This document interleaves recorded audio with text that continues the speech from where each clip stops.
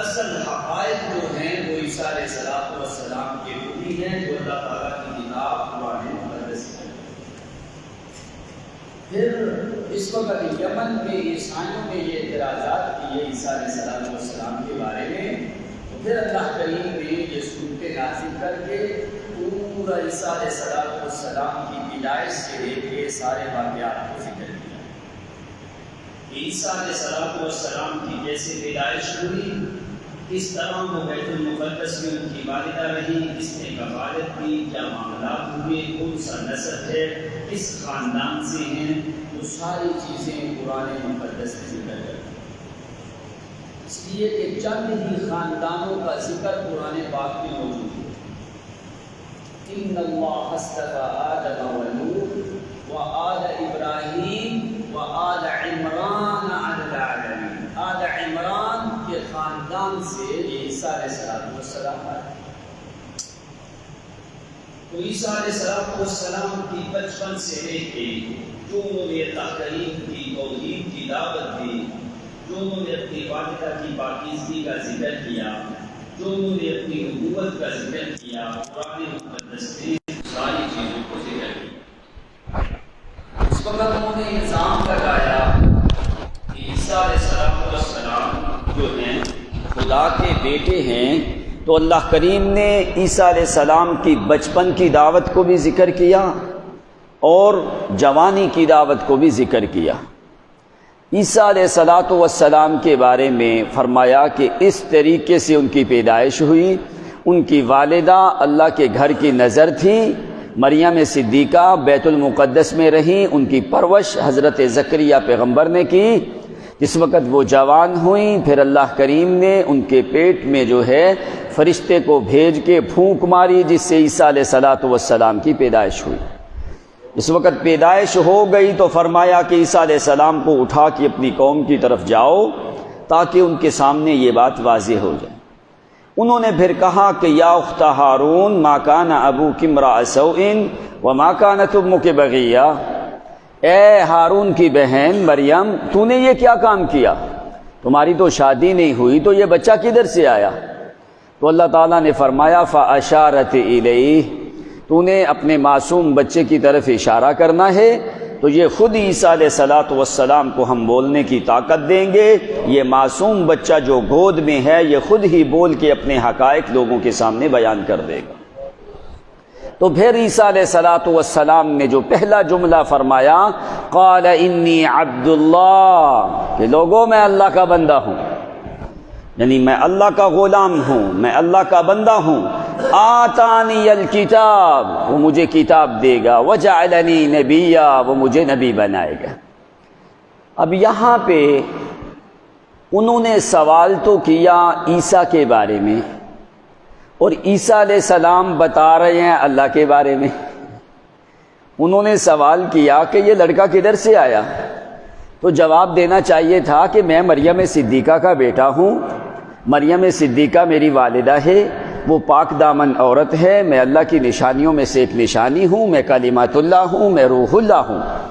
لیکن بجائے اس کے عیسیٰ علیہ السلام نے پہلے فرمایا قال انی عبد اللہ، کہ میں اللہ کا بندہ ہوں، میں اللہ کی عبادت کرنے والا ہوں، میں اللہ کریم کا برگزیدہ اور خالص غلام ہوں، اللہ تعالیٰ کی ذات کا عبداللہ، میں اللہ کا بندہ ہوں۔ تو بندہ کون ہوتا ہے؟ جو اسی کی بندگی کرے، کسی غیر کی بندگی نہ کرے، وہی بندہ ہوتا ہے۔ جیسے عیسیٰ علیہ السلام نے یہ کلمہ فرمایا، اب نبی علیہ السلام نے بھی یہی بات فرمائی۔ آپ نے فرمایا انی عبد اللہ فقولوا عبد اللہ، میں بھی اللہ کا بندہ ہوں اور تو نے بھی مجھے اللہ کا بندہ کہنا ہے۔ بہت سی چیزیں ایسی ہیں جو مماثلت ہے عیسیٰ پیغمبر کے کلمات کی اور نبی علیہ السلام کے کلمات کی۔ بہت سی ایسی چیزیں ہیں جو مماثلت ہے مریم صدیقہ میں اور وہ مماثلت ہے عائشہ صدیقہ میں. سبحان اللہ سبحان اللہ. یعنی عیسیٰ علیہ الصلوۃ والسلام نے پہلے فرمایا کہ قال انی عبد اللہ، کہ میں اللہ کا بندہ ہوں. یعنی بندہ کہنے میں عیسیٰ علیہ الصلوۃ والسلام نے فخر محسوس کیا. عبد انسان، غلام، عبادت گزار، خادم، عبادت کرنے والا، ایسے کلمات بے انبیاء کے لیے فخر ہے. بے شک بے شک. اللہ کریم کی تعظیم والا جملہ ہے انی عبد اللہ، کہ لوگوں میں اللہ کا بندہ ہوں. فقولوا عبد اللہ، نبی علیہ السلام نے فرمایا تو نے بھی مجھے کیا کہنا ہے؟ اللہ کا بندہ کہنا ہے. ساری دنیا کی عاجزیاں ایک طرف، لیکن نبی علیہ الصلوۃ والسلام کی عاجزی کرنا یہ سب سے زیادہ بلند ہے. بے شک بے شک بے شک. اب دیکھ عیسیٰ علیہ السلام نے کون سے کلمات کہے اور نبی علیہ الصلوۃ والسلام نے کون سے کلمات کہے. جو عیسیٰ علیہ السلام کے کلمات ہیں وہ عاجزانہ کلمات ہیں، اور جو نبی علیہ الصلوۃ والسلام کے کلمات ہیں وہ عاجزی کی انتہا ہو جاتی ہے وہاں پہ. بے شک بے شک. قال انی عبد اللہ. سبحان اللہ. لوگو قال انی، یعنی قال عیسیٰ، عیسیٰ پیغمبر نے کہا انی عبد اللہ، میں اللہ کا، بندہ. اللہ کی عبادت کرنے والا، اللہ کا خادم، اللہ کا غلام، اللہ کریم کے سامنے سجدہ ریزیاں کرنے والا. انی عبد اللہ، میں اللہ کا بندہ ہوں. عیسیٰ علیہ الصلوۃ والسلام نے یہاں پہ گواہی دی صرف اپنی ذات کی، انی عبد اللہ، کہ میں اللہ کا بندہ ہوں.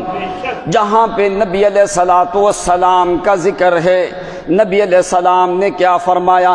انی عبدک ابنو عبدک ابنو امتک.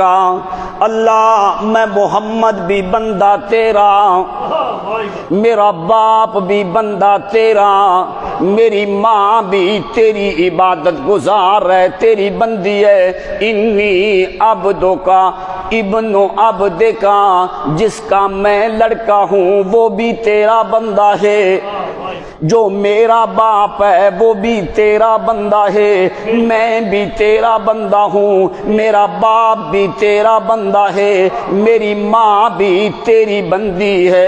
انی عبدک ابن عبدک ابن امتک ناصیتی بیدک ماض فی حکمک عدل فی قضاؤک اسألک بکل اسم هو لک سمیت به نفسک او انزلتہ فی کتابک. لمبی دعا نبی علیہ الصلوۃ والسلام نے کی ہے. دوسرے مقام پہ فرمایا اللہم انی عبدک المذنب البائس الفقیر. یہ پیغمبر تو اپنے لیے جملے کہہ سکتے ہیں، لیکن اس کا معنی جو ہے وہ بڑا سخت ہے کہ کوئی آدمی، عیسیٰ علیہ السلام نے فرمایا انی عبد اللہ، میں اللہ کا بندہ.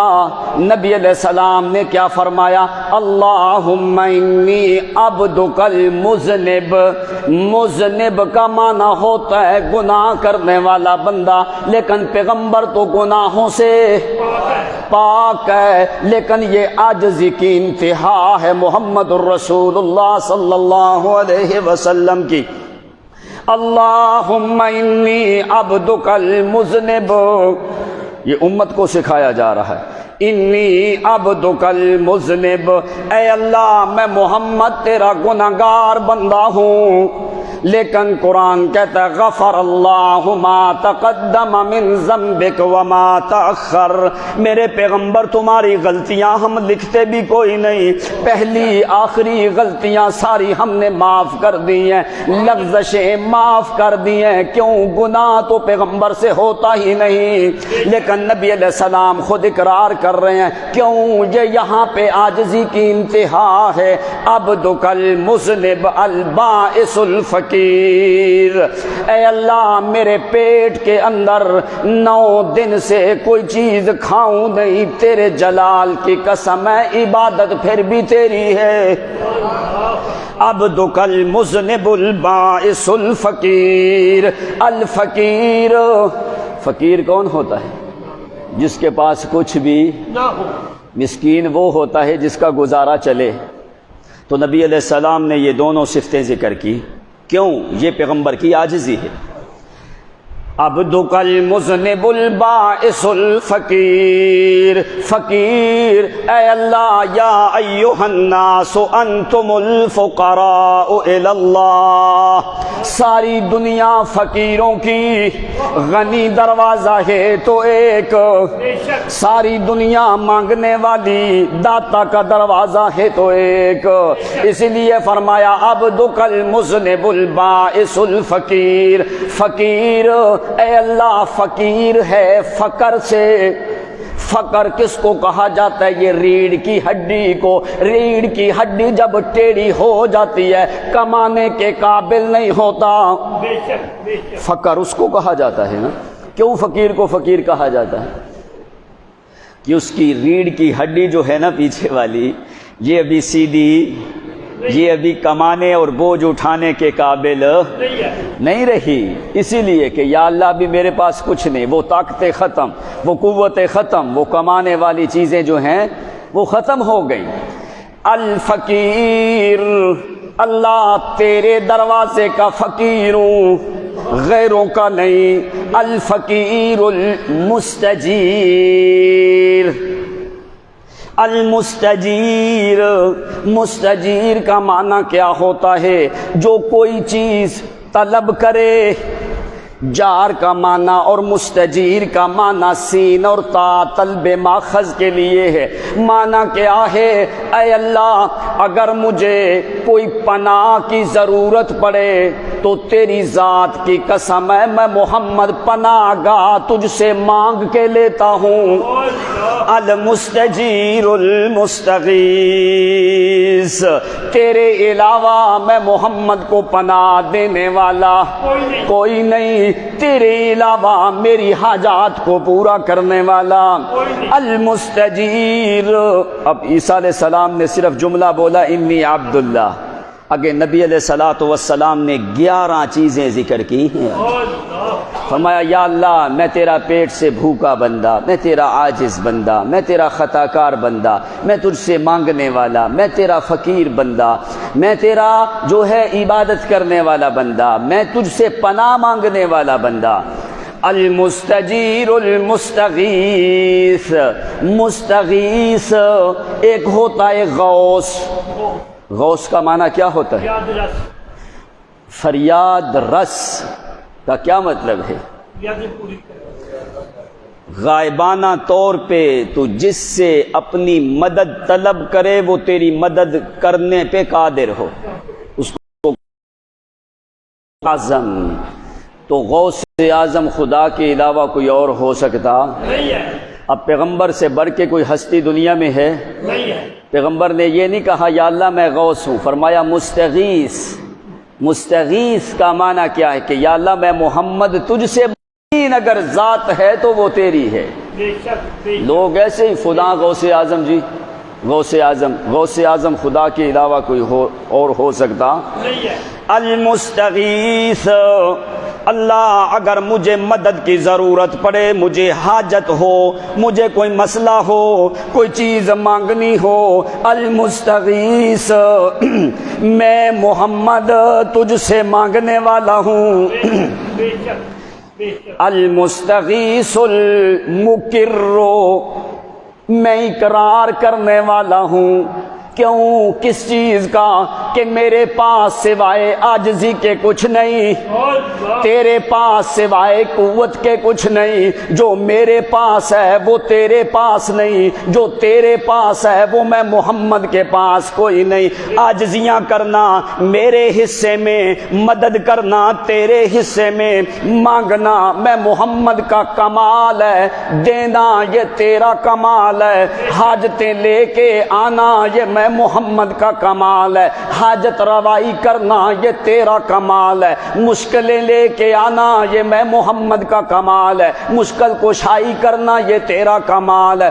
المقر المعترف بذنبی، میں محمد اقرار کرتا ہوں، میں اعتراف کرتا ہوں، میں تیرے سامنے اعلان کرتا ہوں، میں تیرے سامنے گواہی دیتا ہوں کہ مجھ جیسا عاجز کوئی نہیں، تجھ جیسا قادر کوئی نہیں۔ بے شک بے شک بے شک عیسیٰ علیہ السلام نے ایک جملہ بولا، انی عبداللہ، کہ میں اللہ کا بندہ ہوں۔ نبی علیہ السلام نے 11 چیزیں آگے ذکر کی۔ اور یہ ہے جہاں پہ ساری دنیا کی عاجزیوں کی انتہا ہوتی ہے، وہاں پہ محمد کی عاجزی کی ابتدا ہوتی ہے۔ بے شک بے شک اللہ تعالیٰ نے جتنا مقام زیادہ دیا ہے پیغمبر کو، اتنی پیغمبر نے عاجزی بھی زیادہ کی ہے اللہ کے سامنے۔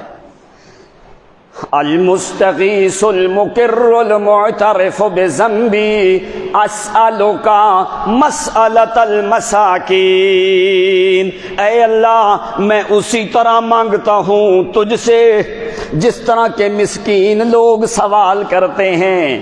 اسألک مسألۃ المساکین، جس طرح مسکین مانگتے ہیں عاجز ہو کے، منتیں کر کے، سماجتیں کر کے، سجدہ ریزیاں کر کے، عاجزیاں کر کے، آنسو بہا کے، اپنی ذلت اور خواری کا اعلان کر کے، اسألک مسألۃ المساکین، میں اسی طرح سوال کرتا ہوں جس طرح بڑے بڑے مسکین تجھ سے مانگتے ہیں۔ وَأَبْتَحِلُ إِلَيْكَ ابْتِحَالَ الْمُذْنِبِ الذَّلِيلِ۔ سبحان اللہ لمبی باتیں کی نبی علیہ الصلوۃ والسلام نے، سبحان اللہ فرمایا یا اللہ اسألک بکل اسم هو لک سمیت به نفسک او انزلته فی کتابک او علمته احدا من خلقک او استاثرت به فی علم الغیب عندک۔ لمبی باتیں کی کہ یا اللہ جو بے محمد کی عاجزی ہے، جو میری غربت ہے، جو میرا فقر ہے، جو میری انکساری ہے، یہ تیری ذات کے سامنے ہے، تیرے علاوہ میں محمد کسی کے سامنے عاجزی نہیں کرتا۔ کیوں؟ اس چیز میں پیغمبر کے لیے عزت اور شرف ہے۔ کیوں اللہ تعالیٰ نے محمد کی زبان سے ایسے کلمات نکلوائے؟ تاکہ دنیا والوں، ساری دنیا کے بادشاہ بھی مل جائیں تو پیغمبر کی جوتی کا مقابلہ بھی نہیں ہوتا۔ بے شک تو جو محمد جس کے سامنے عاجزی کرتا ہے، اگر تو نے پیغمبر کا کلمہ پڑھا ہے تو بھی عاجزی کر، تو صرف اسی کے سامنے کر، اس کے علاوہ کسی غیر کے سامنے تجھے منتیں سماجتیں کرنے کی ضرورت نہیں ہے۔ عیسیٰ علیہ السلام نے کیا فرمایا؟ انی عبد اللہ، میں اللہ کا، بندہ آتانی الکتاب، آتانی ویسے صیغہ ماضی کا ہے، اس نے مجھے کتاب دی ہے، معنی کیا ہے؟ وہ مجھے دے گا۔ عیسیٰ علیہ السلام نے کتاب کی نسبت اللہ کی طرف کی، کہا کیا؟ آتانی، وہ مجھے کتاب دے گا۔ ادھر دیکھ ذرا پیغمبر کی طرف، ادھر عیسیٰ پیغمبر نسبت کرتا ہے اللہ کی طرف، ادھر اللہ نسبت کرتے ہیں محمد کی طرف۔ اللہ تعالیٰ نے کیا فرمایا؟ وَلَقَدْ آتَيْنَاكَ سَبْعًا مِّنَ الْمَثَانِي وَالْقُرْآنَ الْعَظِيمَ۔ ادھر عیسیٰ کہتے ہیں آتانی الکتاب، وہ مجھے کتاب دے گا۔ عیسیٰ نسبت کرتے ہیں اللہ کی طرف، ادھر اللہ نسبت کرتے ہیں محمد کی طرف۔ اللہ فرماتے ہیں وَلَقَدْ آتَيْنَاكَ، میرا پیغمبر مجھے اپنی ذات کی قسم کہ میں نے تجھے کتاب دی ہے۔ آتیناک سبعا من المثانی والقرآن العظیم۔ یہ ہے فرق دوسرے انبیاء کا اور محمد عربی صلی اللہ علیہ وسلم۔ جو اللہ تعالیٰ نے پیغمبر کو جو چیز دی ہے وہ ہر لحاظ سے اعلیٰ اور اونچی چیز ہے۔ بے شک بے شک۔ آتیناک پکا میرا پیغمبر مجھے اپنی ذات کی قسم میں نے آپ کو کتاب دی ہے، آتینا کا میں نے کتاب آپ کے اوپر نازل کی ہے، میں نے آپ کو کتاب دی ہے۔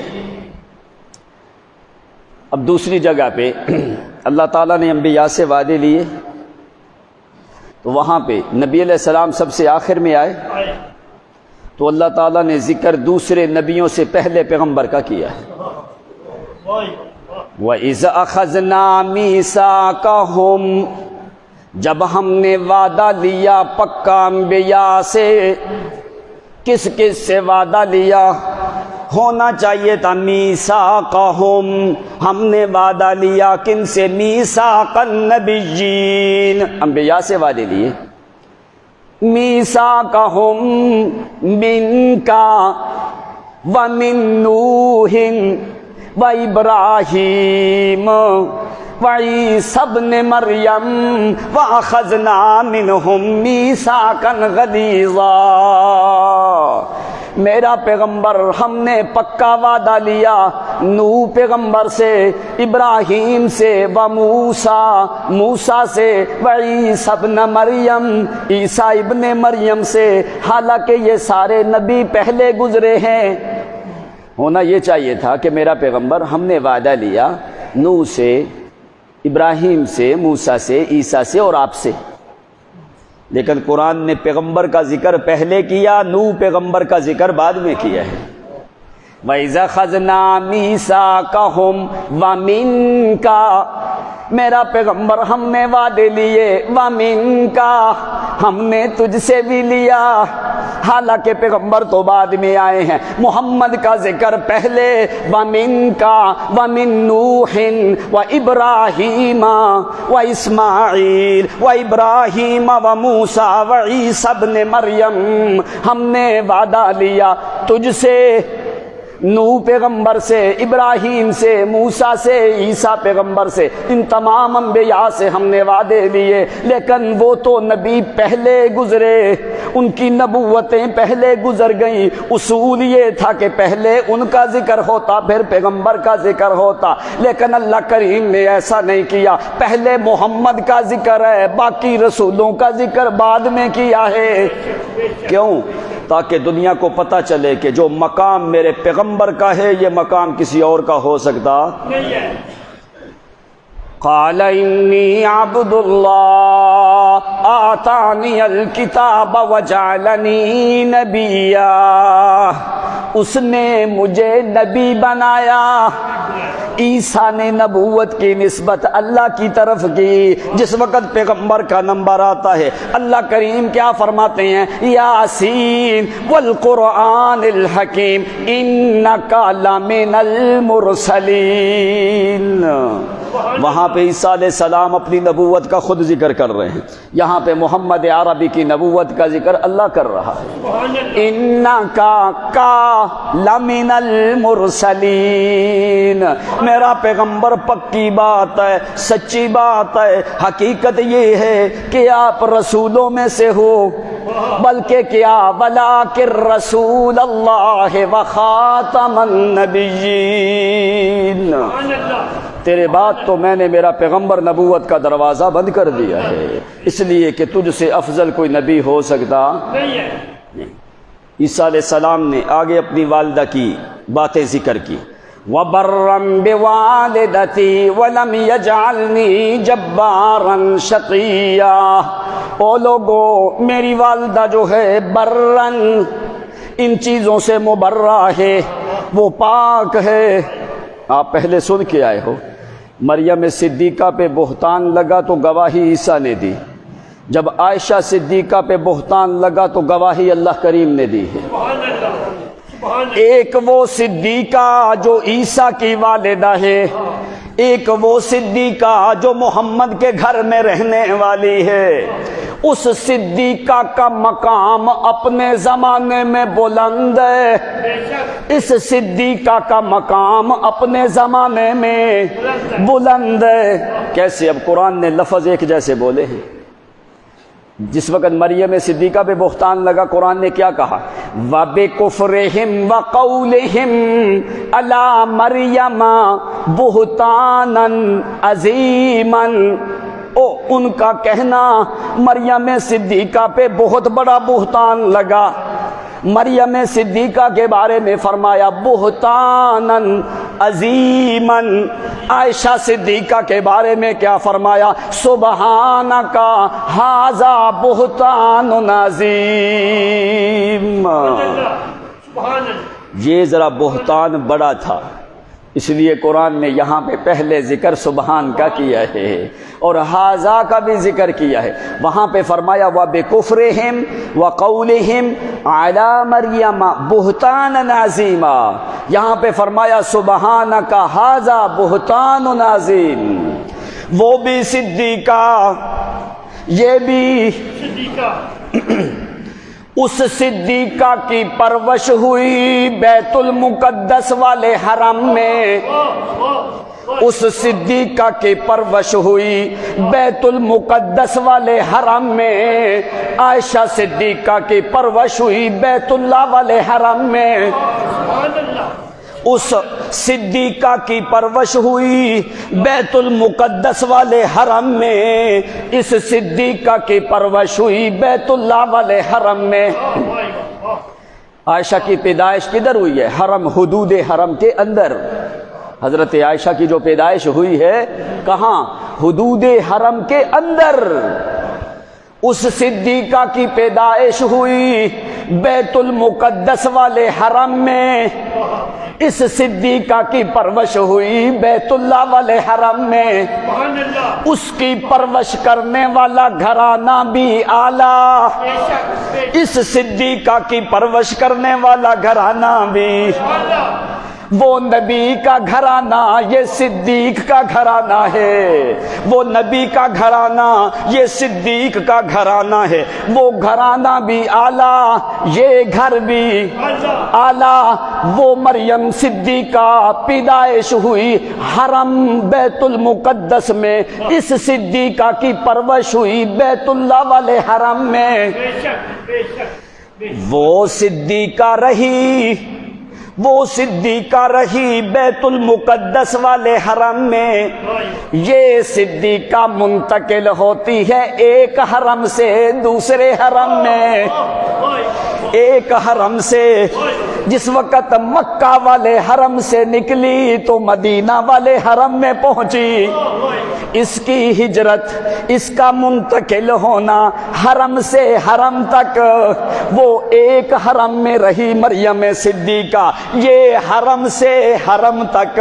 مکہ بھی حرم، جب تک مکہ میں رہی حدود حرم میں، جب مدینہ میں گئی تو حدود حرم میں۔ کیوں؟ اس لیے کہ یہ حرمت والے لوگ ہیں، یہ حرمت والے لوگ ہیں۔ اللہ تعالیٰ نے ان کو حدود حرم سے باہر نہیں جانے دیا، کیوں کہ یہ بڑے حرمت والے لوگ ہیں۔ وہ بھی صدیقہ، یہ بھی صدیقہ، اس کی پرورش بیت المقدس والے حرم میں، اس کی پرورش بیت اللہ والے حرم میں۔ اس کی پرورش کرنے والا گھرانہ بھی اعلیٰ، اس کی پرورش کرنے والا گھرانہ بھی اعلیٰ۔ وہ نبی کی ماں ہے، یہ نبی کی بیوی ہے، وہ نبی کی ماں ہے، یہ نبی کی بیوی ہے۔ اس کی صداقت کا ذکر عیسیٰ نے کیا، اس کی صداقت کا ذکر عیسیٰ کے خدا نے کیا ہے۔ یہ مماثلت چلتی ہے صدیقہ میں، دونوں صدیقہ ہیں۔ وہ محبوب ہے، وہ صدیقہ مریم محبوب ہے عیسیٰ کی، یہ محبوب ہے محمد کی۔ جس وقت وہ ایذا دینے لگے مریم صدیقہ کو، تو عیسیٰ نے کہا وَبَرًّا بِوَالِدَتِي، او میری ماں کے بارے میں ایذا نہ دو۔ جس وقت لوگ ایذا دینے لگے عائشہ کے بارے میں تو محمد نے کہا لا تُوذِینِی فی عائشہ، او لوگو میں محمد کو عائشہ کے بارے میں ایذا نہ دیا کرو۔ اس کے بارے میں عیسیٰ پیغمبر بولتا ہے، اس کے بارے میں محمد عربی، سبحان اللہ، وہ مریم وہ باتیں کرتی ہے عیسیٰ سے، عائشہ باتیں کرتی ہے محمد سے۔ نبی علیہ السلام نے کیا فرمایا؟ کلمینی یا عائشہ، او عائشہ میں محمد سے باتیں کیا کر۔ یہ مماثلت چلتی آ رہی ہے، مریم وہ بھی صدیقہ اور یہ بھی صدیقہ۔ اب دیکھ، اس صدیقہ کو اللہ نے حکم دیا یا مریم اقنوتی لے رب کے، اے مریم قنوت کر اپنے رب کے سامنے، عاجزی کر اپنے رب کے سامنے۔ ادھر قرآن کیا کہتا ہے؟ اللہ فرماتے ہیں قانتاتن تائباتن، ادھر فرمایا قنوت کر، ادھر فرمایا یہ قنوت کرنے والیاں ہیں، سبحان اللہ، سبحان اللہ، یہ قنوت سبحان اللہ، کرنے والیاں ہیں۔ ادھر حکم دیا یا مریم قنوتی لے رب کے، اے مریم قنوت کر اپنے رب کے سامنے۔ ادھر محمد کی بیویوں کے بارے میں کیا فرمایا؟ قانتاتن وَمَن يَقْنُتْ مِنكُنَّ لِلَّهِ، دوسرے مقام پہ قانتاتن، یہ قنوت کرنے والیاں ہیں۔ ساری قنوت کرنے والیوں میں سے سب سے زیادہ قنوت کرنے والی ہے تو عائشہ صدیقہ۔ سبحان اللہ، سبحان اللہ، سبحان اللہ، سبحان اللہ، عائشہ بھی قنوت کرنے والی، سبحان اللہ، اور عائشہ کا باپ ابو بکر صدیق بھی قنوت کرنے والا۔ بے شک، قرآن نے کیا کہا؟ بے شک، امن ہو وقانتن، او بلا وہ بندہ، او وہ بندہ قانتن جو میرے سامنے قنوت کرنے والا ہے۔ امن ہو وقانتن، کب؟ آنا اللیل ساجدا وقائما، بھلا اس بندے کا مقابلہ ہو سکتا ہے جو رات کو میرے سامنے قنوت اور عاجزیاں کرنے والا ہے؟ عبداللہ ابن عباس فرماتے ہیں نزلت هذه الآیہ فی ابی بکر رضی اللہ عنہ، یہ آیت نازل ہوئی ہے ابو بکر صدیق کے بارے میں۔ بیٹی بھی قنوت کرنے والی اور باپ بھی۔ قنوت کرنے والا۔ اب دیکھ مریم صدیقہ کے بارے میں قرآن نے کیا فرمایا؟ ان اللہ اصطفاک وطہرک علی نساء العالمین، اے مریم تمہیں چنا زمانے کی عورتوں کے اوپر، تیری فضیلت ہے، زمانے کی عورتوں کے اوپر تیری فضیلت، تیری فضیلت ہے۔ یہ صدیقہ اپنے زمانے کی عورتوں میں اعلیٰ۔ بے شک، اب عائشہ کے بارے میں محمد الرسول اللہ صلی اللہ علیہ وسلم نے کیا فرمایا؟ اے پیغمبر کی بیویوں تمہارا مقام بڑا بلند، لیکن سن لو کا فضل عائشہ، فضل عائشہ کا فضل السرید علی سائر الطعام، بیویاں تو ساریاں میں محمد کی، لیکن عائشہ کی فضیلت سب سے زیادہ ہے۔ بے شک، بے شک، بیویاں تو ساریاں لیکن عائشہ کی فضیلت سب سے زیادہ ہے۔ کیسے؟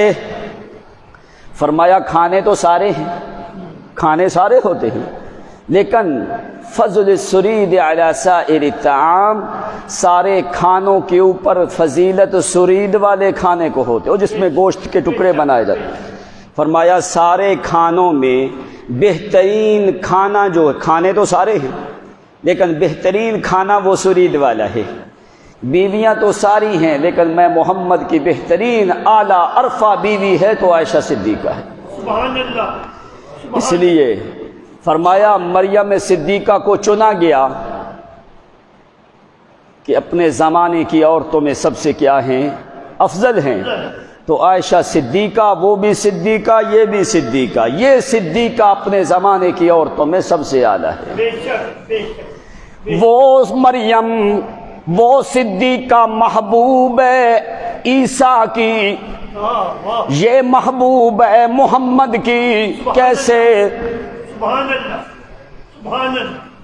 تبوک کے موقع کے اوپر صحابی پوچھتا ہے اللہ کے پیغمبر من احب الناس الیک، اب یہ دیکھ یہ غزوے کا موقع ہے، تبوک کا موقع ہے، تو صحابی نے بھی عجیب سوال کر دیا، حالانکہ ایسے سوالات جنگ کے موقع پہ تو نہیں ہوتے، لیکن صحابی عوف ابن مالک رضی اللہ عنہ کہتے اللہ کے پیغمبر، صحابی نے دیکھا کہ نبی علیہ الصلوۃ والسلام کے مزاج میں، طبیعت میں بڑی خوشی نظر آتی ہے، تو جا کے خوشی خوشی سوال کرنے لگا اللہ کے پیغمبر من احب الناس الیک، اللہ کے پیغمبر سب سے زیادہ محبوب کون ہے آپ کو؟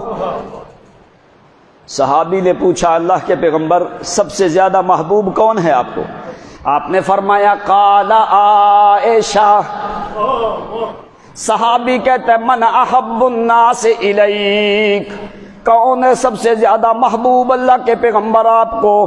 تو نبی علیہ السلام نے فرمایا قال عائشہ، مجھے سب سے زیادہ محبوب ہے عائشہ صدیقہ۔ صحابی کے ذہن میں بات اور ہے، لیکن پیغمبر کو اس کا پتہ نہیں، تو عالم الغیب کون ہے؟ اللہ ہی۔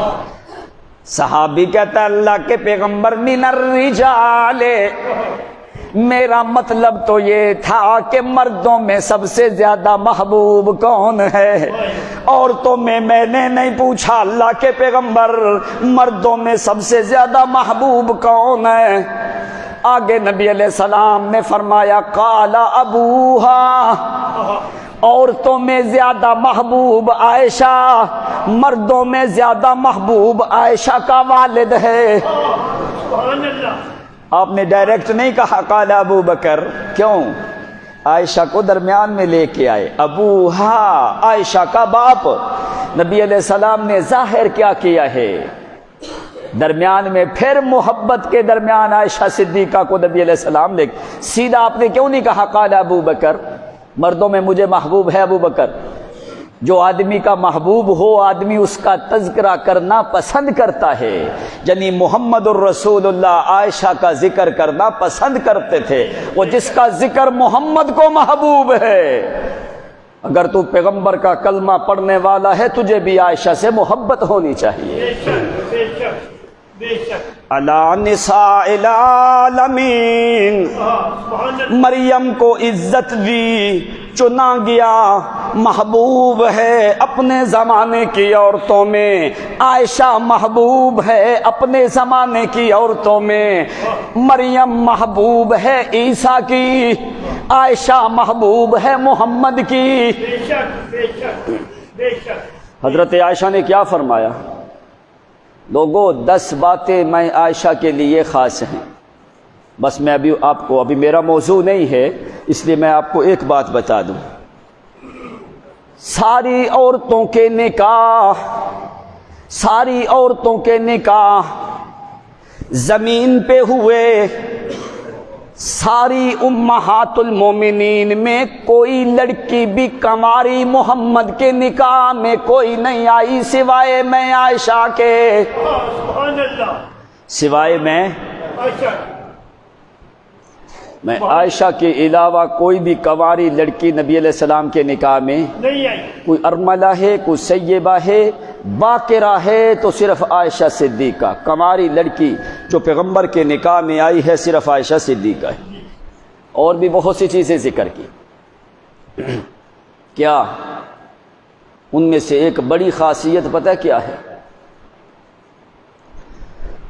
کہ پیغمبر کی وفات، لوگوں میں عائشہ کے گھر میں، محمد کی وفات میں عائشہ کی گود میں، پیغمبر کا لعاب اور میں عائشہ کا لعاب، دنیا کے آخری دن میں، آخرت کے پہلے دن میں بھی اللہ نے ملایا ہے۔ بے شک بے شک بے شک۔ ایسی 10 باتیں ہیں جو خاصیات عائشہ صدیقہ ہیں، وہ انشاءاللہ اپنے کہتے ہیں حضرت عائشہ کی عمر کے بارے میں بتاؤ، پھر جمعہ ادھر چلا جائے گا، پھر مجھے نہ کہنا کہ موضوع آپ کا دوسرا ہے۔ حضرت عائشہ کی جو عمر ہے انشاءاللہ ہم مستقل اس کے اوپر جو ہے جب حضرت عائشہ کے بارے میں بات کریں گے، یہ ایک لمبا موضوع ہے کہ حضرت عائشہ کی عمر جو لوگ کہتے ہیں نا نکاح کے ٹائم پہ 6 سال تھی اور رخصتی کے ٹائم پہ 9 سال تھی، یہ اتنا بڑا جھوٹ ہے کہ جتنا آپ سن بھی نہیں سکتے۔ اب مجھے یہ بتاؤ، حضرت عائشہ کی پہلے منگنی ہوئی تھی کہ نہیں ہوئی تھی؟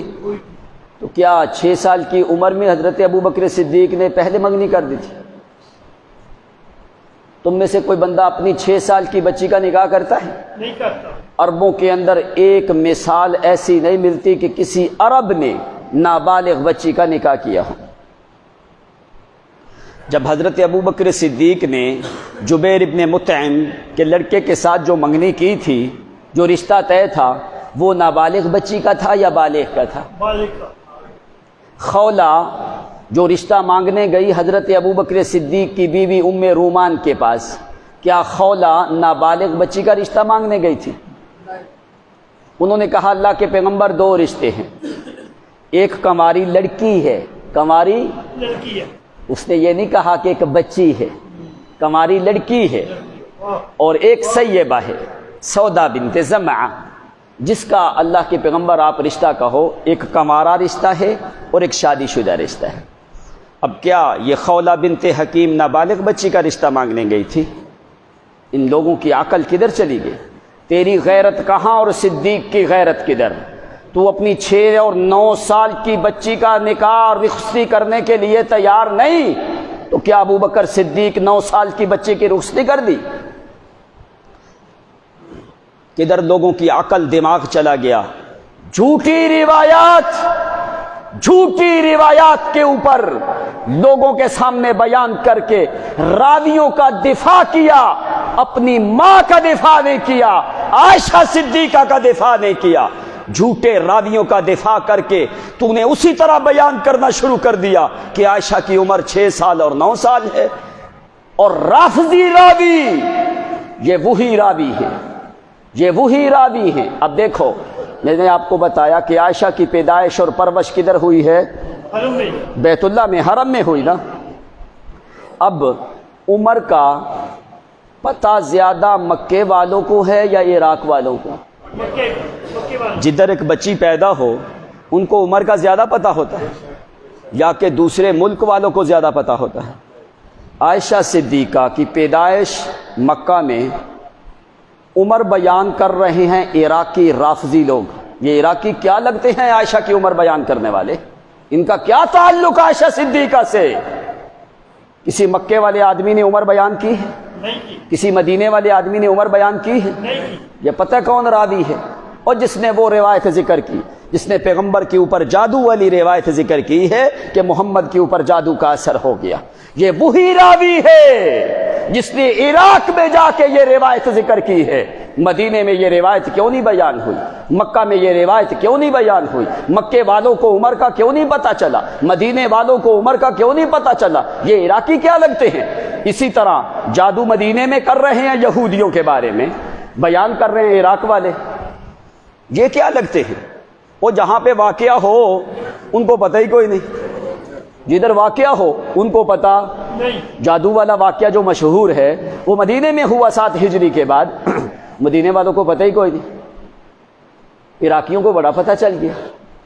حضرت عائشہ کی عمر کا مکے والوں کو پتہ ہی کوئی نہیں، مدینے والوں کو پتہ ہی کوئی نہیں، عراقی باپ لگتے ہیں بیان کرنے والے۔ یہ کون ہوتے ہیں کہ عائشہ صدیقہ کی عمر بیان کرے؟ جبکہ سورۃ قمر جب نازل ہوئی، جن کتابوں میں یہ روایت ہے انہی کتابوں کے اندر یہ بھی روایت ہے، بڑی بڑی حدیث کی معتبر کتابوں میں، کہ سورۃ قمر نازل جب ہوئی تو حضرت عائشہ نے فرمایا کہ میں نے اس سورت کو یاد کر لیا، میں نے اس سورت کو یاد کر لیا، اور یہ سورت بڑی مشکل ہے اور اس کی ہر آیت لفظ را پہ ختم ہوتی ہے، سورۃ قمر جا کے دیکھ لینا۔ اور فرمایا کہ میں نے اس سورت کو یاد کر لیا، اور راوی کو بتا رہی ہیں حضرت عائشہ کہ جب یہ صورت نازل ہوئی مجھے پتا ہے یہ صورت کہاں پہ نازل ہوئی، میں نے صورت کو یاد کر لیا اور یہ راوی کو آگے بتا بھی رہی، اور یہ صورت نازل ہوئی نبوت کے چوتھے سال میں۔ کب؟ نبوت کے چوتھے سال۔ اگر حضرت عائشہ کی عمر 6 سال مانی جائے اس ٹائم پہ تو حضرت عائشہ کی پیدائش ہی ثابت نہیں ہوتی، اس ٹائم پہ تو حضرت عائشہ کی پیدائش ہی ثابت، اور نکاح ہوتا ہے نبوت کے 10ویں سال کے بعد جا کے، تو چوتھے سال میں سورت نازل ہو رہی ہے سورت قمر۔ حضرت عائشہ فرماتی ہے میں نے یاد کر لی، میں نے حفظ کر لیا، یہ سورت بھی بڑی مشکل ہے، راوی کو بتا رہی ہیں، راوی کو بتا بھی رہی ہیں، کم از کم عمر 6-7 سال کی تو ہوگی، کم از کم اس وقت عمر اتنی تو ہوگی نا، کہ جن کو اتنا شعور ہے کہ یہ سورت کب نازل ہوئی۔ میں نے یاد بھی کیا، راوی کو بھی بتا رہی ہیں، اسباب نزول بھی بتا رہی ہیں، مقام نزول بھی بتا رہی ہیں۔ یہ روایتیں تمہیں نظر نہیں آتی، اور جن میں عائشہ کی عزت ہے وہ روایتیں تمہیں نظر نہیں آتی، جھوٹی روایتیں جہاں پہ حضرت عائشہ کی توہین ہے وہ روایتیں تم کیوں لوگوں کے سامنے بیان کرتے ہو؟ اس کا مطلب ہے کہ تمہیں عائشہ سے محبت کوئی نہیں ہے۔ لاکھوں راوی ہوں، ہزاروں راوی، اگر ساری روایت بھی صحیح ہو جس میں عائشہ کی توہین ہوتی ہے، اللہ کی قسم وہ روایت قابل قبول نہیں ہو سکتی۔ اگر راوی ثقہ بھی ہوں، راوی صحیح بھی ہوں، سارے راوی ٹھیک ہوں، متن بھی ٹھیک ہو، اگر کسی صحابی کی توہین ہوتی ہے تو ایسی روایتیں قابل قبول نہیں ہیں۔ جن کی خدا بندے کریم نے جن کی عزت اور شان کو ذکر کیا، عیسائی پتہ کیا کہتے ہیں؟ کہتے ہیں تمہارے نبی نے تو 6 سال کی بچی سے نکاح کیا، ان کو مواد کدھر سے ملا، انہوں نے یہ باتیں کیوں کی؟ تمہاری مولویوں کی وجہ سے۔ تم نے عامت الناس کے سامنے صحیح باتیں کیوں نہیں بتائی لوگوں کو کہ یہ روایتیں جھوٹی ہیں، یہ غلط ہیں؟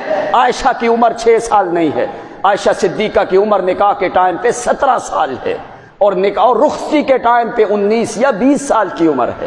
یہ روایتیں تمہیں نظر نہیں آتی؟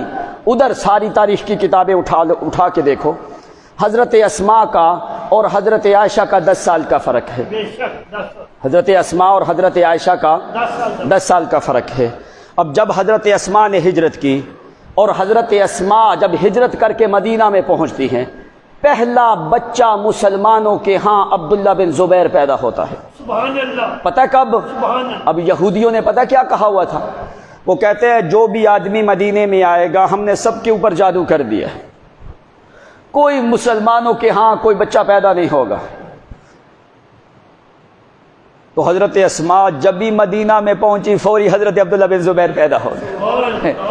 صحابہ کرام خوش ہوئے، فرمایا جاؤ یہودیوں تمہارے اوپر خدا کی لعنت برسے، جاؤ جا کے جادو کرو جتنا مرضی، محمد کے غلاموں پہ جادو کا اثر نہیں ہوتا۔ تو کیا پیغمبر پہ ہو گیا؟ نہ محمد پہ اثر ہے نہ محمد کے غلاموں پہ اثر ہے۔ عبداللہ بن زبیر پیدا ہوئے۔ یہ عبداللہ بن زبیر کی والدہ کون ہے؟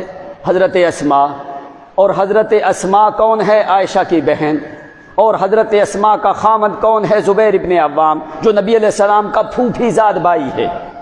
ٹھیک ہے، حضرت اسماء نے جب ہجرت کی اس وقت عمر، سارے مورخین کو دیکھو، اس وقت عمر تھی 27 برس۔ کتنی عمر تھی؟ 27 برس۔ تو 10 سال 27 سے نکالو باقی کتنی بچتی ہے؟ یہ تو سیدھا حساب تم نے بھی کر لیا۔ حضرت اسماء کی شہادت ہوتی ہے سن 73 ہجری میں، اس وقت پوری 100 سال عمر تھی حضرت اسماء کی۔ کتنی عمر تھی؟ 100 سال۔ سن 73 ہجری میں۔ اب 100 میں سے 73 نکالو باقی کتنے بچتے ہیں؟ 27، اور 27 میں سے 10 نکالو باقی کتنے بچتے ہیں؟ 17۔ یہ تمہیں روایتیں نظر نہیں آتی، یہ چیزیں نظر نہیں آتی۔ خدا تمہیں عقل دے تو ایک روایت کو پرکھنے کے لیے دوسری روایتیں بھی دیکھا کرو۔ کیسے تو نے اتنا بڑا بہتان لگا دیا کہ عائشہ صدیقہ کی عمر نکاح کے ٹائم پہ 6 سال ہے اور رخصتی کے ٹائم پہ 9 سال ہے، تو حضرت عمر نے پھر حضرت ابو بکر صدیق نے اور جبیر ابن مطعم کے بیٹے کے ساتھ تو پھر بچپن سے نکاح کر دیا تھا۔ وہ تو رخصتی کے لیے گئے حضرت ابو بکر صدیق، فرمایا تمہارا ہمارا معاملہ طے ہوا ہے، کب رخصتی کرنی ہے؟ تو کیا ابو بکر صدیق نابالغ بچی کی رخصتی کے لیے گئے تھے؟ کہاں ان لوگوں کو عقل چلی گئی؟ وہی جو باتیں نقل کی ہیں انہی نقل کو نقل کر کے لوگوں کے سامنے بیان کر رہے ہیں۔ اس لیے میں نے بہت سے دلائل جو ہیں 3 پارٹس بنا کے میں نے یہ دلائل اپنے جو ہیں حضرت عائشہ صدیقہ کی عمر کے بارے میں ہم نے سوشل میڈیا پہ چڑھائے، آپ لوگ وہ سن سکتے ہو۔ پورے دلائل ہم نے دیے ہیں، باقی کچھ دلائل جو ہیں ہم بعد میں دیں گے۔ اس لیے لوگوں، ہمیں سب سے زیادہ محبوب ہے تو محمد کی عزت، بے شک بے شک، محمد کے بعد ہمیں محبوب ہے تو صحابہ کی عزت۔ بے شک، لاکھوں راوی جائیں جدھر مرضی، اگر سارے راوی بھی ٹھیک ہوں، جہاں پہ کسی ایک ادنا صحابی کی بھی توہین ہوگی، ایسی روایات کو کسی صورت بھی قبول کیا جا سکتا نہیں ہے۔ اس لیے اللہ تعالیٰ نے ہم سے یہ نہیں پوچھنا تو نے فلاں راوی کے اوپر جرح کیوں کی، اللہ نے ہم سے یہ نہیں پوچھنا کہ تو نے فلاں راوی پہ جرح کیوں کی، اللہ نے تم سے یہ پوچھنا ہے تو نے محمد کی عائشہ سے محبت کی کہ نہیں کی؟ تیرے دل میں بغض تھا صحابہ کا؟ جس کے دل میں صحابہ کا بغض ہو، عثمان ابن عفان اس کا جنازہ نہیں پڑھا، بے شک، یا جس کے دل میں عثمان کا بغض ہو، صحابی اس کے ساتھ بات نہیں کرتا۔ صحابہ کا بغض یہ قرآن کا انکار ہے، راویوں پہ جرح کرنا یہ حق ہے ہمارا، یہ ہمیں جو ہے یہ آلات، یہ طریقہ، یہ قوانین بتائے گئے ہیں کہ راوی کے اوپر جرح کرنا، فلاں راوی صحیح ہے فلاں راوی غلط ہے، یہ ایک علم ہے، اس کے اوپر آدمی کو جرح کرنی چاہیے، دیکھنا چاہیے۔ ایک طرف راوی ہے، ایک طرف صحابی ہے، تو عزت کس کی ہے؟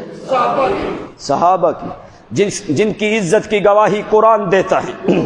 اگر تیرا ایمان قرآن پہ ہے تو صحابہ کی عزت اور ناموس کے اوپر تجھے جان دینی پڑے تو تو اپنی جان کو قربان کر۔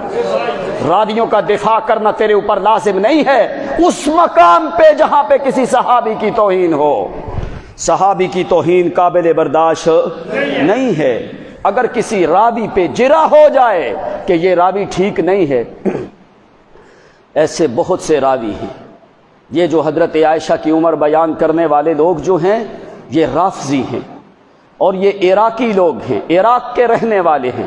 پیغمبر کے اوپر جادو کو ثابت کرنے والے راوی جو ہیں یہ عراقی راوی ہیں، یہ رافضی راوی ہیں۔ اس لیے کیسے قرآن کہتا ہے یہ ظالموں کا عقیدہ ہے، وقال الظالمون ان تتبعون الا رجلا مسحورا۔ فرعون نے کہا انی لاظنک یا موسیٰ مسحورا، فرعون نے کہا موسیٰ میں تو سمجھتا ہوں تیرے اوپر جادو کا اثر ہو گیا ہے۔ ادھر مکے والے ان لوگوں ظالموں نے کہا اے محمد تیرے اوپر جادو کا اثر ہو گیا ہے۔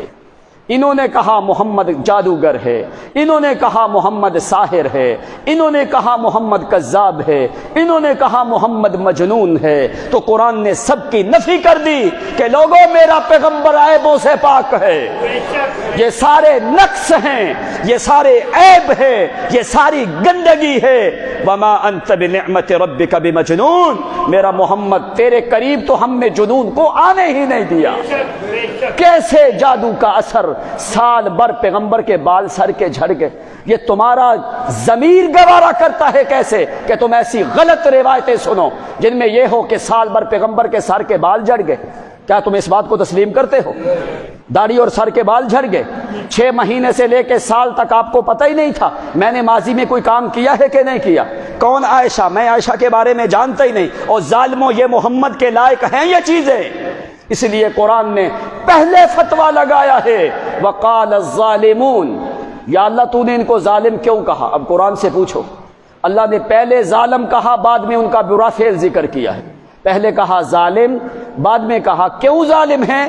فرمایا اس لیے ان تتبعون الا رجلا مسحورا، انہوں نے میرے محمد کو مسحور کہا ہے۔ تو میرا پیغمبر ان چیزوں سے کیا ہے؟ پاک ہے۔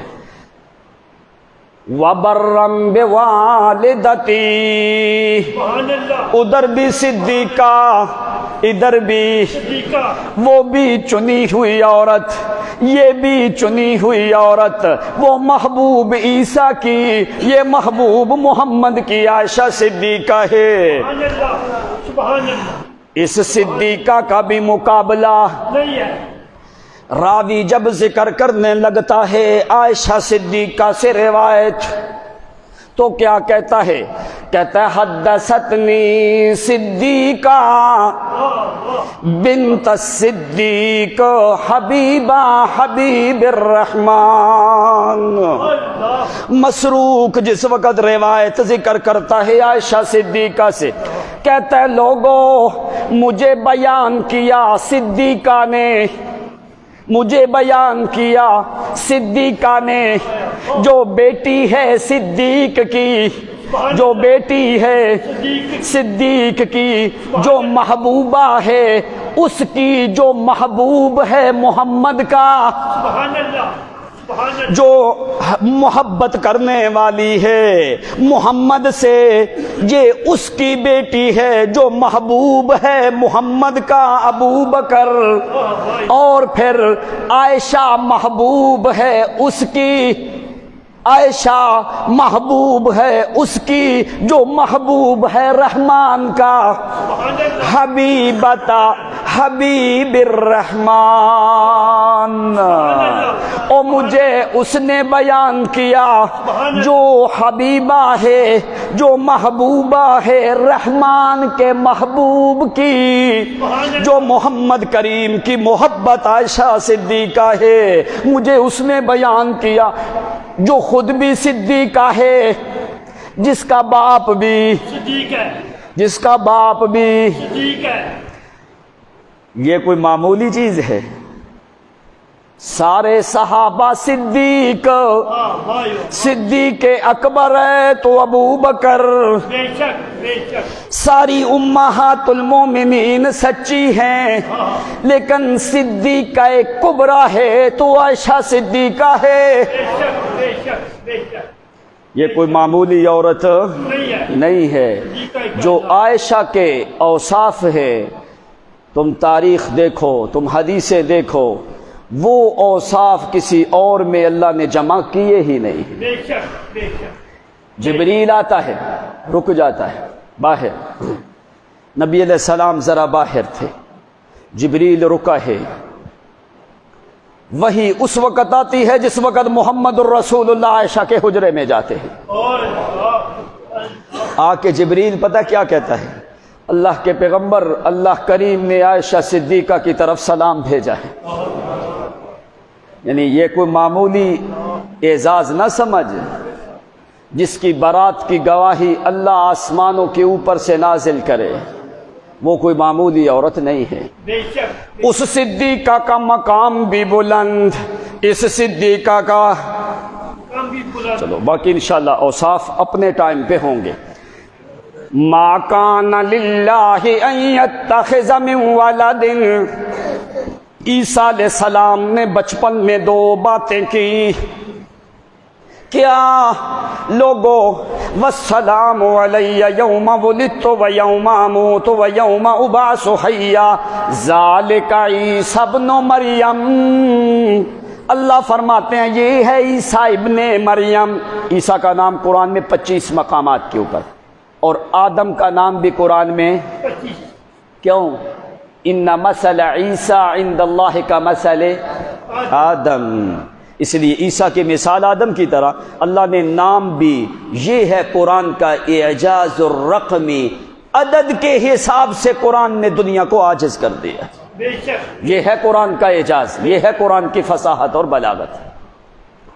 عیسیٰ علیہ السلام نے کیا فرمایا؟ اللہ فرماتے ہیں قول الحق الذی فیہ یمترون، یہ اصل باتیں ہیں جو عیسیٰ علیہ السلام نے کی، ان میں لوگ کیسے شک کرتے ہیں۔ آگے عیسیٰ علیہ السلام نے کیا کہا ہے؟ ما کان للہ ان یتخذ من ولد سبحانہ اذا قضى امرا فانما یقول له کن فیکون۔ او لوگو، اللہ کے لائق نہیں کہ اس کی اولاد ہو، اس کا لڑکا ہو، اللہ کے لائق نہیں ہے۔ دو باتیں یاد آ گئی ہیں، چلو بتا دیں۔ بتاؤ جی۔ وہ بھائی صاحب جو سو گئے ہیں، سبحان اللہ۔ اس لیے آدمی کو جاگ کے بیٹھنا چاہیے، غور سے سننا چاہیے۔ کیوں؟ یہ اصل قرآن مقدس تمہیں کیا سمجھانا چاہتا ہے؟ قرآن اور حدیث اور انبیاء کے واقعات میں تمہارے لیے کیا ہے؟ ہر صحابی کو اللہ کریم نے جو دنیا میں صحیح چیزیں تھیں نا، ان میں سے انبیاء کے بعد اگر تم نے امام دیکھنا ہو تو وہ تمہیں صحابہ کے علاوہ دنیا میں کوئی نہیں ملتا۔ بے شک بے شک بے شک اگر بے شک ماشاءاللہ قرآن کی تفسیر میں دیکھنا ہے تو امام صحابہ سے بڑھ کے کوئی نہیں۔ بھائی قرآن کی بلاغت اور فصاحت اور عربی لغت میں مہارت ماہر دیکھنا ہے تو صحابہ سے بڑھ کے کوئی نہیں۔ کوئی نہیں۔ اگر حلال و حرام کا عالم دیکھنا ہے صحابہ سے بڑھ کے کوئی نہیں۔ بے شک بے میراث کا عالم دیکھنا ہے صحابہ سے بڑھ کے کوئی نہیں۔ کوئی نہیں۔ فیصلے کا عالم دیکھنا ہے صحابہ سے بڑھ کے کوئی نہیں۔ لغت کا عالم دیکھنا ہے صحابہ سے بڑھ کے کوئی نہیں۔ حدیث کا عالم دیکھنا ہے صحابہ سے بڑھ کے کوئی نہیں۔ فقہ کا عالم دیکھنا ہے صحابہ سے بڑھ کے کوئی نہیں۔ سنت کا عامل دیکھنا ہے صحابہ سے بڑھ کے کوئی نہیں۔ شریعت کا فقیہ دیکھنا ہے صحابہ سے بڑھ کے کوئی نہیں۔ جتنے بھی علوم ہیں اللہ تعالیٰ نے ہر ایک صحابی میں الگ خاصیت رکھی ہے، ہر ایک صحابی میں الگ خاصیت رکھی ہے۔ قرآن کا قاری قرات کا عالم دیکھنا ہے تو صحابہ سے بڑھ کے کوئی نہیں۔ جامع القرآن اور لغت قریش کے اوپر جمع کرنے والا اگر ہے، مختلف لغتوں کو جاننے والا ہے، چاہے وہ لغت حذیل ہے، لغت طی ہے، لغت قریش ہے، یہ ساری لغتوں کے اوپر ماہر ہے، صحابہ سے بڑھ کے کوئی نہیں۔ حسب اور نسب کا عالم اس فن میں سب سے ماہر ہیں تو صحابہ میں سے ابو بکر صدیق ہیں۔ یعنی ہر جتنے بھی علوم ہیں، جتنے بھی فنون ہیں، جتنے بھی اوصاف حمیدہ ہیں، جتنی بھی صفات طیبہ ہیں، ان کے امام اگر دیکھنا ہے تو صحابہ سے بڑھ کے تمہیں کوئی نہیں۔ بے شک بے شک بے شک ہر صحابی میں اللہ تعالیٰ نے ایک الگ خاصیت رکھی ہے۔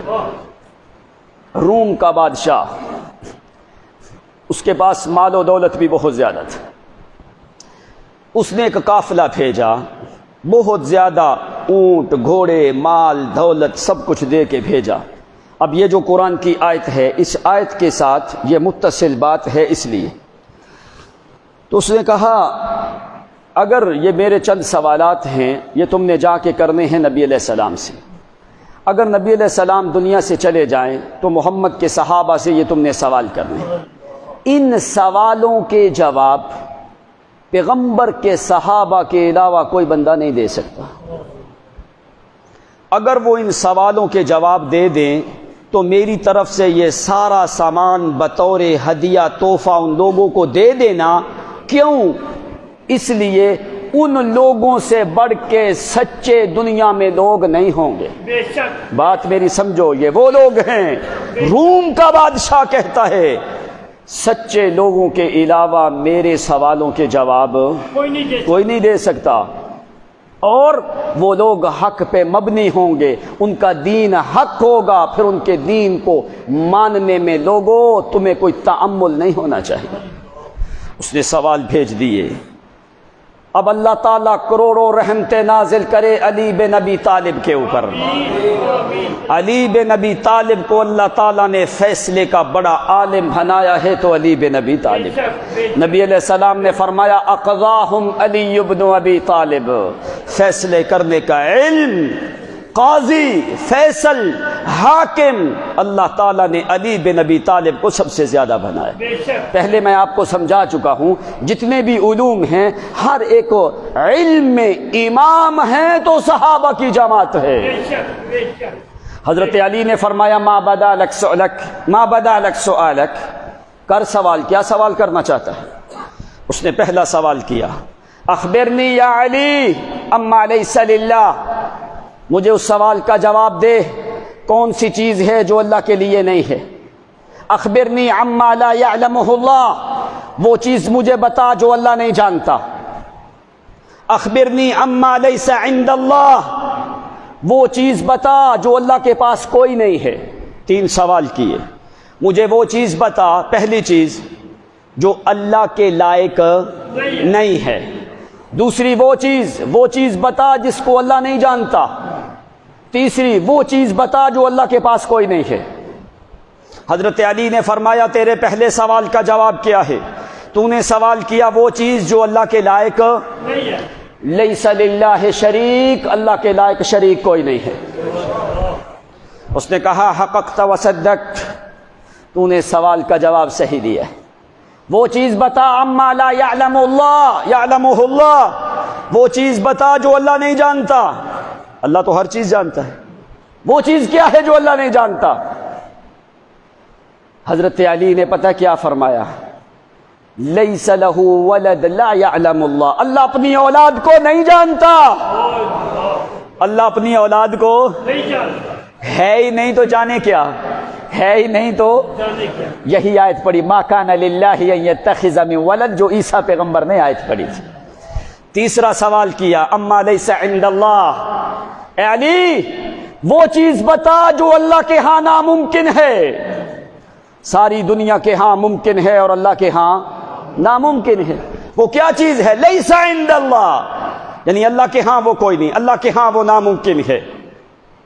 حضرت علی نے فرمایا وما ربک بظلام للعبید، اللہ کے ہاں ہر چیز ممکن ہے لیکن بندوں پہ ظلم کرنا یہ اللہ کے ہاں ناممکن ہے. وہ رومیوں کا سارا قافلہ سامان علی کے حوالے کیا، اسی جگہ کے اوپر وہ لوگ مسلمان ہو گئے. سبحان اللہ. یہ اللہ نے فصاحت دی ہے صحابہ کرام. بے شک بے شک. ایک اور واقعہ ہوا. حضرت عمر رضی اللہ تعالیٰ عنہ، بس کر دیں یا سنا دوں؟ سنا دو. حضرت عمر رضی اللہ تعالیٰ عنہ حضرت حذیفہ کی ملاقات کے لیے آئے. آ کے فرمایا کیف حالک یا اخی حذیفہ، او میرا بھائی حذیفہ تیری حالت کیسی ہے؟ یہ حذیفہ وہ صحابی ہے جس کے بارے میں خندق کے مقام پہ محمد نے اپنی اونٹنی پہ حضرت حذیفہ کو بٹھایا ہے. سبحان اللہ. اپنی اونٹنی پہ بٹھا کے سخت سردی کے موسم میں کافروں کی خبر لینے کے لیے بھیجا. پیچھے محمد نے دعا کرنی حذیفہ کے لیے شروع کر دی. یہ وہ جلیل القدر صحابی حذیفہ بن یمان ہے. پوچھا حضرت عمر نے تیری حالت کیا ہے؟ آگے 6 باتیں حضرت حذیفہ نے کی. کہنے لگے یا امیر المومنین حالی ہاکذا، میری حالت تو ابھی یہ ہے انی احب الفتنہ، میں فتنے کو پسند کرنے لگا ہوں. لا احب الحق، میں حق بات کو چاہتا نہیں ہوں. اؤمن بشیء لم یخلق، جو چیزیں پیدا نہیں ہوئی میں اس پہ یقین رکھتا ہوں. وَأُؤْمِنُ بِشَيْءٍ، ایسی چیز پہ ایمان لایا ہوں، بن دیکھی چیزوں پہ میں ایمان لے کے آیا ہوں. وَأُصَلِّي بِدُونِ وُضُوءٍ، میں صلاۃ پڑھتا ہوں بغیر وضو کے. وَعِنْدِي شَيْءٌ فِي الْأَرْضِ لَيْسَ عِنْدَ اللَّهِ فَوْقَ السَّمَاءِ، زمین میں میرے پاس وہ چیزیں ہیں جو اللہ کے پاس آسمانوں پہ کوئی نہیں. فَتَحَيَّرَ عمر، حضرت عمر یہ باتیں سن کے بڑے حیران ہوئے.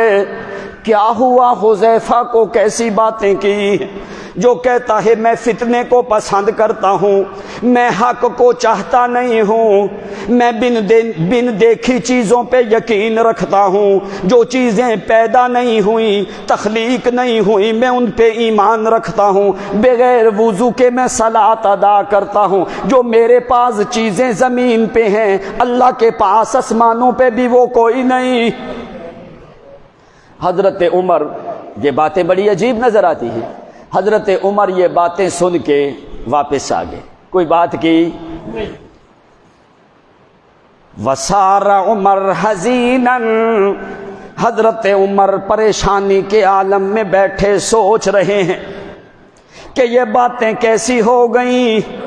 پتہ نہیں ان کے اندر رمز کیا ہے، حقیقت کیا ہے۔ ابھی آ کے بیٹھے ہی ہیں، سوچنے لگے۔ فجاء علی بن ابی طالب، علی بن ابی طالب آئے، آ کے کہنے لگے ما خطبک یا امیر المومنین، اے امیر المومنین۔ کیا کہا؟ امیر المومنین، کیا کہا؟ امیر المومنین۔ جو علی کا امیر ہے تیرا بھی وہ امیر ہونا چاہیے۔ ما خطبک یا امیر المومنین، او جس کی امارت کا علی اقرار کرے، اگر تیرا دعویٰ علی کو ماننے کا ہے تو بھی اس کو امیر سمجھ۔ بے شک بے شک بے شک بے شک۔ واہ۔ فرمایا اے امیر المومنین عمر، اللہ تعالیٰ تیرے چہرے پہ ہمیشہ مسکراہٹ رکھے، آمین اضحک اللہ سنک، او تیرے چہرے پہ ہمیشہ خوشی کے اثرات رہیں عمر۔ آمین۔ آج میں علی کیا دیکھتا ہوں کہ تیرے چہرے کے اوپر غم کے اثرات۔ حضرت عمر فرماتے ہیں اجلس یا اخی، او میرا بھائی علی بیٹھ جا۔ بٹھا کے فرمایا ہاں امیر المومنین، آج تمہارے چہرے پہ غم کیوں ہے؟ حضرت عمر فرمانے لگے علی، میں ابھی حضرت حذیفہ سے ملاقات کر کے آیا ہوں، انہوں نے مجھے 6 باتیں بتائی ہیں اور یہ 6 باتیں بڑی عجیب سی ہیں۔ ابھی میں آیا ہوں، میری سمجھ میں یہ باتیں نہیں آئیں، کیسی عجیب سی باتیں حضرت حذیفہ نے کر دی۔ حضرت علی نے فرمایا کیا پریشان ہونے کی کیا ضرورت ہے، آپ مجھے بتاؤ وہ کون سی باتیں؟ فرمایا پہلی بات انہوں نے کی ہے کہ میں فتنے کو محبوب سمجھتا ہوں، میں حق کو ناپسند کرتا ہوں، اور جو چیزیں پیدا نہیں ہوئی میں ان کو مانتا ہوں، جو چیز تخلیق نہیں ہوئی میں اس پہ یقین، ایسی باتیں انہوں نے کی۔ حضرت علی نے ساری باتیں سن کے فرمایا اے امیر المومنین عمر، اللہ کی قسم حذیفہ نے کوئی بات بھی قرآن کے خلاف نہیں کی ہے۔ اس کے پاس، حذیفہ کے پاس جو علم ہے وہ بلاغت کا علم ہے، وہ فصاحت کا علم ہے، وہ تمہیں قرآن کی ان آیتوں کی طرف رغبت دلانا چاہتے ہیں جن کے بارے میں ہماری شاید ان آیات کے بارے میں زیادہ توجہ نہیں ہوئی، تاکہ اس طریقے سے لوگ جو ہیں وہ قرآن کو سمجھنے کی کوشش کریں۔ فرمایا کیا؟ فرمایا جو پہلی چیز ہے نا، حضرت حذیفہ نے فرمایا کہ میں فتنے کو پسند کرتا ہوں، وہ قرآن کی اس آیت کی طرف اشارہ ہے۔ کیا؟ انما اموالکم و اولادکم فتنہ، کہ تمہارے مال اور اولاد وہ آزمائش ہیں۔ وہ کیا ہیں؟ فتنے سے مراد کیا ہے؟ آزمائش ہے۔ تو فرمایا ابھی حالت یہ ہے کہ ہم لوگ یعنی مال اور اولاد کو پسند کرنے لگے ہیں، اس کا مطلب یہ ہے۔ دوسری جو بات حذیفہ نے کی کہ میں حق کو پسند کرتا، وہ صورت واقعہ کی آیت کی طرف اشارہ ہے، ان ھذا لہو حق الیقین، وہاں پہ حق سے مراد موت ہے، کہ ہم جو ہے موت کو پسند کرتے، حق کو پسند نہیں کرتے۔ معنی کیا ہے کہ ہم موت کو پسند نہیں کرتے۔ تیسری بات جو اس نے کہی ہے کہ میں گواہی دیتا ہوں اس چیز کی، لم یخلق، جو چیز پیدا نہیں ہوئی تو وہ کیا چیز ہے؟ القرآن کلام اللہ، قرآن پیدا نہیں ہوا، یہ اللہ کی کلام ہے، وہ تو اسی پہ یقین رکھتا ہے۔ اس نے کہا ہے جو چیز پیدا نہیں ہوئی میں اس پہ یقین رکھتا ہوں، تو قرآن پیدا نہیں ہوا، قرآن اللہ کی کلام ہے، تو حذیفہ قرآن پہ یقین رکھنے والا بندہ ہے۔ سبحان اللہ۔ فرمایا جو چوتھی بات ہے اس نے کی ہے، میں بن دیکھی چیزوں پہ یقین رکھتا ہوں، وہ کیا ہے؟ قرآن نے کیا کہا؟ لا تدرکہ الابصار وہو یدرک الابصار. تو اللہ کو کسی نے دیکھا؟ نہیں ہے.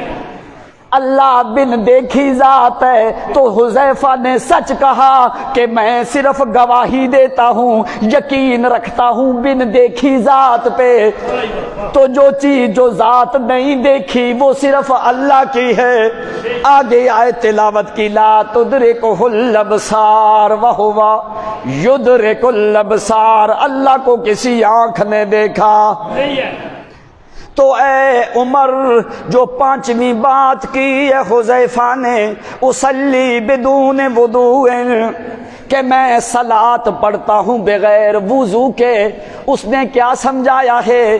صلاۃ سے مراد درود ہے. صلو علی النبی، صلاۃ سے مراد درود ہے. اس نے تمہیں کیا سمجھایا ہے؟ اگر میں چلتا پھرتا ہوں، میرا وضو کوئی نہیں، تو بغیر وضو کے اوپر بھی میں محمد کے لیے درود پڑھتا رہتا ہوں. اس نے یہ بات پانچویں سمجھائی ہے. اصلی بدون وضوء، میں صلاۃ پڑھتا ہوں بغیر وضو کے. اس نے کیا کہا ہے؟ کبھی میں ایسی حالت میں ہوتا ہوں، سفر میں یا ادھر ادھر، جب میرا وضو نہیں بھی ہوتا تو پھر بھی میں درود محمد کے لیے پڑھتا رہتا ہوں. سبحان اللہ. سبحان اللہ. تو چھٹی بات جو حذیفہ نے کی ہے، اندی فی الارض ما عند اللہ فی السماء، کہ وہ چیزیں میرے پاس موجود ہے زمین میں جو اللہ کے پاس آسمانوں میں بھی. نہیں ہے. ما کان للہ ان یتخذ من ولد سبحانہ متخذ صاحبۃ ولا ولد. زمین میں حذیفہ کے پاس بیوی ہے، آسمانوں میں اللہ کے پاس بیوی. نہیں ہے. حذیفہ کے پاس اولاد ہے زمین میں، اللہ کے پاس آسمانوں میں اولاد. نہیں ہے. حضرت عمر نے فرمایا اللہ کی قسم اللہ رحم کر حذیفہ پہ، اور جس نے مجھے قرآن کو دوسرے انداز میں سمجھایا ہے. اللہ علی پہ رحمت نازل کر، جس نے مجھے رموز میں قرآن کی آیتیں سمجھائی ہے. یہی آیت تلاوت کی جو عیسیٰ پیغمبر نے تلاوت کی، ما کان للہ ان یتخذ من ولد سبحانہ، وہ پاک ہے، بیوی سے پاک ہے، اولاد سے، کنبے سے، قبیلے سے، حسب سے، نسب سے، عیبوں سے، نقص سے، رونے سے، سونے سے، کھانے سے، پینے سے، چلنے سے، عاجزی سے. سبحانہ، وہ پاک ہے، پاک تھا، پاک رہے گا، اس کا کوئی شریک. وآخر دعوانا